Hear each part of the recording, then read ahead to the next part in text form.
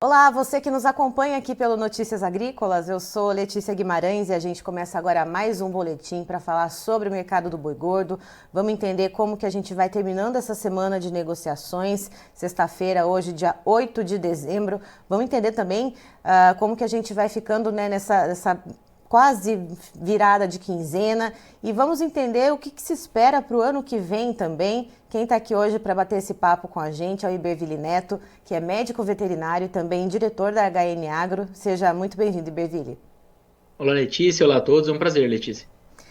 Iberville, me diga uma coisa, a gente vê os preços, eles não mudaram muito ao longo dessa semana. A gente está vendo algumas leves quedas na B3 nesse momento, mas nada muito drástico da forma que a gente começou essa semana.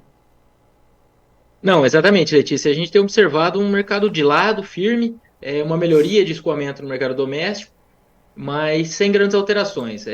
As programações de abate, elas, em alguns casos, um pouquinho maiores, principalmente São Paulo e Mato Grosso, mas em geral, elas não estão confortáveis a ponto do frigorífico conseguir pressionar as cotações. Então, o mercado está realmente firme, de lado, e com uma melhoria do escoamento no mercado doméstico.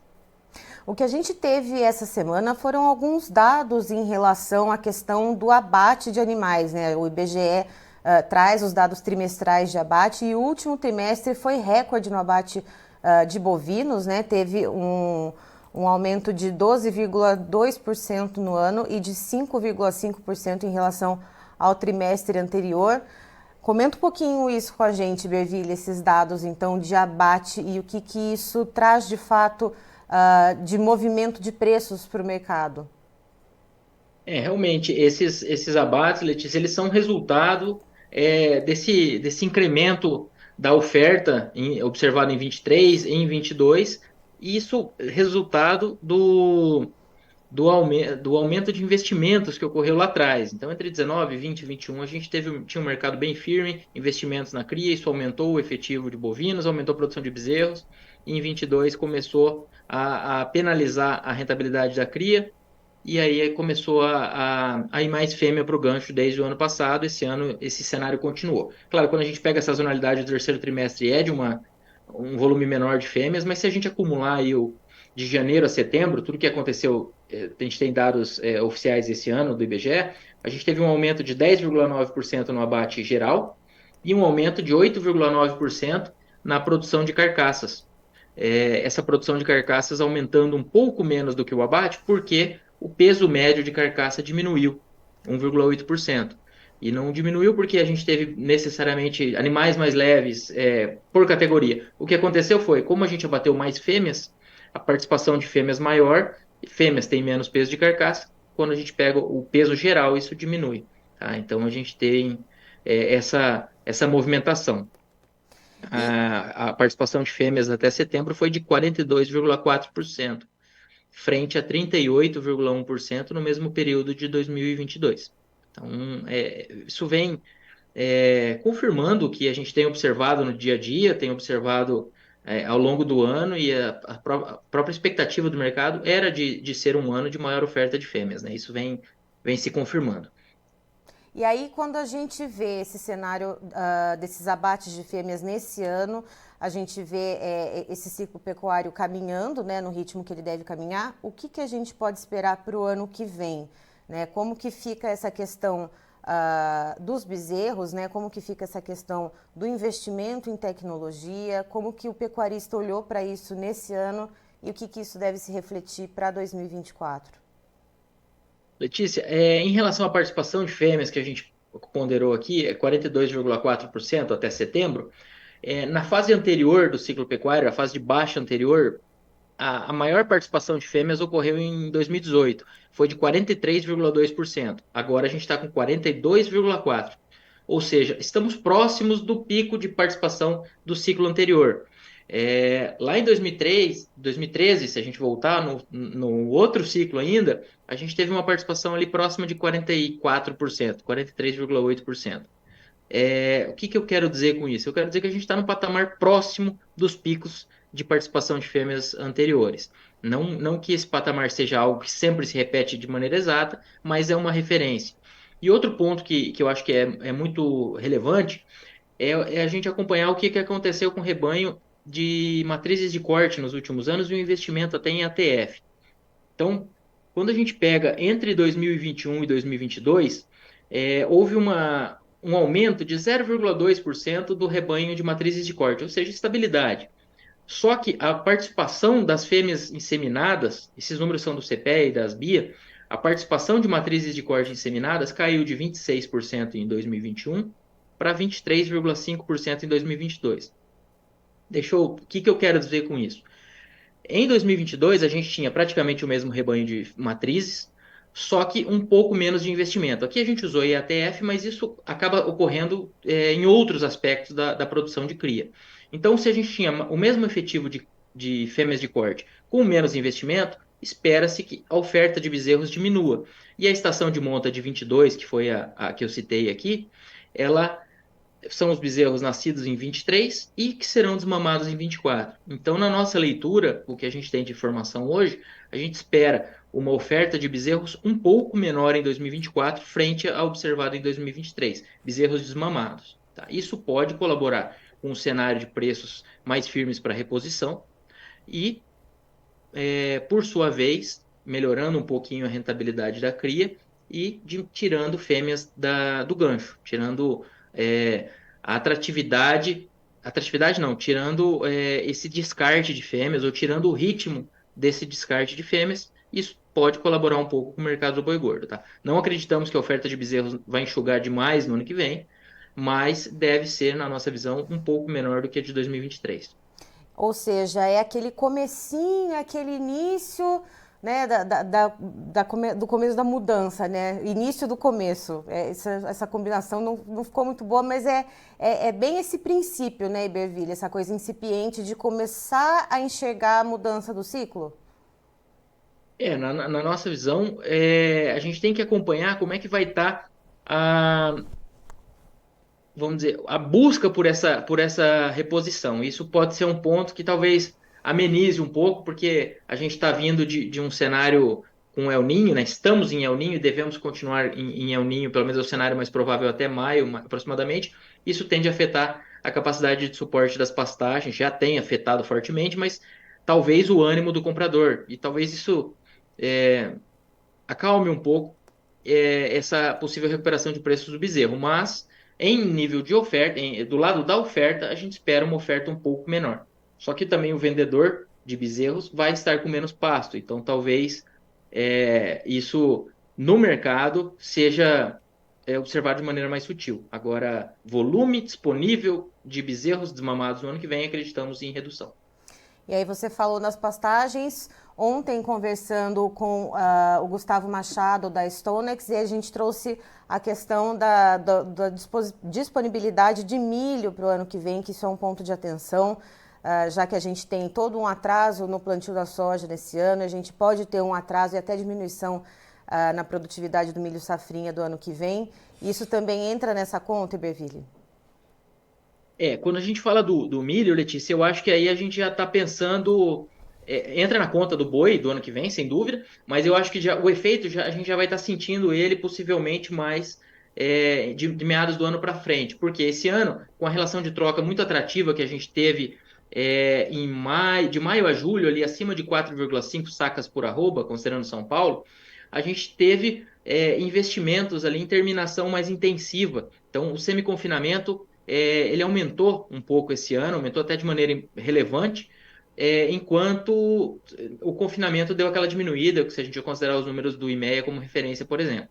Então, para o ano que vem, talvez a gente não tenha essa relação de troca tão atrativa se esse cenário de preços mais firmes para o milho se confirmar. E a gente tem diversos pontos que levam nessa direção, né? A gente tem uma safrinha ainda que não foi mexida na estimativa de números da safrinha para o milho.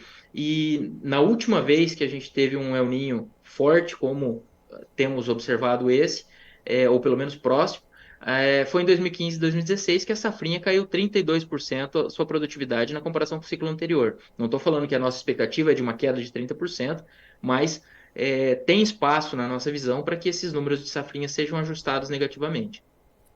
E, Berville, em relação ao mercado físico, o que a gente pode ver nos próximos dias? Né, agora que a gente está no dia 8 de dezembro, estamos nos encaminhando então para uma virada de quinzena na próxima semana. O que a gente pode enxergar então para esse setor? No cenário aqui da segunda quinzena, normalmente a gente tem uma diminuição da busca por boiadas por parte da indústria, porque o pico de demanda ocorre ali em Natal e Ano Novo, mas dezembro como um todo é um mês de demanda boa no mercado de carne, porque a gente tem pagamento de salários, depois tem o pagamento dos 13º em meados de dezembro, depois tem as festas. Então é um mês, de maneira geral, um mês bom, de maneira mais homogênea. Só que o frigorífico ele vem comprar esse gado até meados de dezembro, né? Então, dali em diante, costuma diminuir o volume de negociações, o ritmo de abates, tudo dá uma acalmada. Só que não necessariamente isso deve gerar queda de preços, por quê? Porque, por outro lado, o pecuarista também sai das vendas. Então, a gente tem, normalmente, na segunda quinzena de dezembro, um cenário mais calmo mesmo. Então, essa seria a nossa expectativa. Não um cenário frouxo, mas um cenário dando uma acalmada, um mercado mais gelado, é o que está no nosso radar por enquanto. Olha só, temos algumas participações aqui no nosso chat do YouTube. O Adrian Martins Ferreira mandando um bom dia de Havaiandava, São Paulo, com sol razoável e umidade no solo. O Moacir Luciano, bom dia para vocês e bom trabalho. Bom dia, Moacir. Bom trabalho para você também, para todos nós, para todos vocês que nos assistem também. E o Ricardo Ribeiro, qual é a tendência de preço para o boi gordo no Rio Grande do Sul para dezembro e janeiro próximos, Iberville? Rio Grande do Sul. Bom, Rio Grande do Sul, eu diria que a gente tem essa expectativa de um mercado sustentado, né? E aí meio que olhando o mercado como um todo. No Rio Grande do Sul, o que a gente tem normalmente de destaque um pouco diferente é essa saída de animais no segundo semestre para o plantio, saem das passagens de inverno para o plantio da safra, né? Mas para o começo do ano que vem, eu diria que a gente tem expectativa de preços firmes em linha com o que a gente espera para o cenário nacional. Nada muito discrepante regionalmente na nossa leitura. Pensando e levando em conta essa chuvarada, né, essa questão do estado do Rio Grande do Sul está praticamente debaixo d'água ali há meses. Isso pode afetar em alguma coisa, a questão do vigor das pastagens, a questão da nutrição dos animais? Isso acaba, claro, dentro de um certo limite, aí isso varia regionalmente, né, mas dentro de um certo limite, acaba beneficiando essa qualidade das pastagens, mas como o estado já está, vamos dizer, chuvas tem sido o problema pelo oposto, né, do que tem acontecido em Brasil Central e região Norte. Então eu diria que não é algo que está mudando muito aí a vamos dizer, o que vai chover daqui para frente não vai mudar muito as expectativas. Eu acho que as expectativas elas acabam se desenhando mais com base no maior volume de gado que está relacionado no Brasil Central. Se a gente tivesse uma seca no sul, aí a gente poderia ter uma pressão do lado de oferta mais regionalmente. Agora, de maneira geral, eu acho que o que essas chuvas fazem ali, fora nos locais onde elas estão excessivamente altas, né? O que elas fazem acaba sendo uma possibilidade de retenção, o que acaba sendo um pouco mais positivo para a arroba. E também deixa a bola mais para o lado do campo do pecuarista? A época de safra, realmente o pecuarista tem um pouco mais de poder de barganha, né? Um pouco mais não, né? A conversa muda bem. Ele manter os animais nas pastagens é uma possibilidade a custo baixo e colocando arrobas, enquanto o gado de confinamento tem aquela data para sair e a situação é muito mais específica. Então, o produtor no segundo semestre, e a gente pode ver o que aconteceu, por exemplo, lá em 2021, aquele caso de BSE atípica lá, aquela sangria que foi no mercado.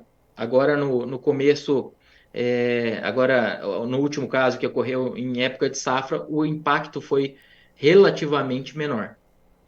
Tá certo. Iberville, muito obrigada pela sua participação aqui com a gente. Temos aqui ó, um elogio à PPM. Não sei quem é, mas está falando aqui, ó, show de análise. Parabéns, HN Agro. Obrigado, Temos obrigado. um Contem fã. conosco e obrigado pelo comentário. Muito obrigada, Iberville. Uma ótima sexta-feira para você. Para todos nós, um abraço. Até mais. Tá aí, então, estivemos com o Iberville Neto, que é médico veterinário e também diretor da HN Agro, nos trazendo então um panorama de como que a gente vai encerrando essa semana para o mercado do boi gordo, quais são as expectativas agora, já que a gente se aproxima de uma virada de quinzena, e também expectativas para o começo do ano que vem, que segundo o Iberville, há indicativos de que haja uma menor oferta de bezerros, um menor número de bezerros, então, no mercado, e isso deve indicar também um começo ali, uma coisa bem incipiente, uma redução no movimento de abate de fêmeas. Então, a gente deve começar a ver esse movimento acontecer no ano que vem, segundo o Iberville Neto, e ele traz todos os números aqui com a gente, você pode acompanhar nessa entrevista. E por falar em números, Christian, por favor, os preços na tela. Vamos lá então, os preços da arroba do boi gordo na B3, a Bolsa Brasileira. A gente vê o dezembro de 2023 caindo 0,52%, com a arroba valendo R$ 247,25. O janeiro de 2024 cai 0,62%, valendo R$ 247,80.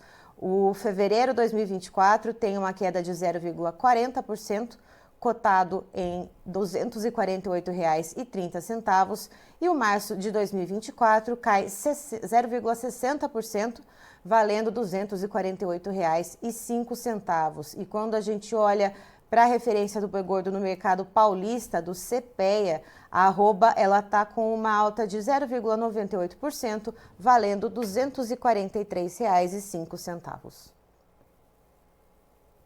Eu encerro por aqui, já tem mais informações para você. Notícias agrícolas, informação agro-relevante e conectada.